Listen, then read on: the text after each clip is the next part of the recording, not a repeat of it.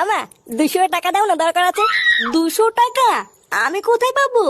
আর অত টাকা দিয়ে তুই কি করবি? ও দরকার আছে, তুমি বুঝবো না, দাও না মা। আমার কাছে অত টাকা নেই, তোর বাবা আসলে বাবার কাছে চাইবি। নে বাড়া, এখন আবার বাপের কাছে চাইতে হবে নাকি? এ লেওড়া মহাজালা তো। কিরে, শুনলাম তোরা নাকি পিকনিক করছিস?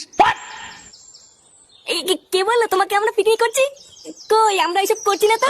আহা চাঁদু, তোরা কি ভেবেছিস লুকিয়ে লুকিয়ে পিকনিক করে নিবি? শোন, আমি হচ্ছি তোর বাপ, বুঝলি তো? আমার সাথে চালাকি করিস না।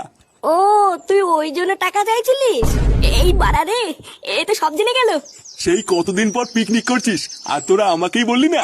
শোন, ক্লাবে গিয়ে সবাইকে বলবি আমার বাবা মা বউ বাচ্চা সবাই পিকনিকে থাকবে। থাকবে বললে হয়ে গেল নাকি? এটা শুধু আমাদের পিকনিক, এখানে বড়দের কোনো জায়গা নেই। কি হয়েছে? জায়গা নেই মানে?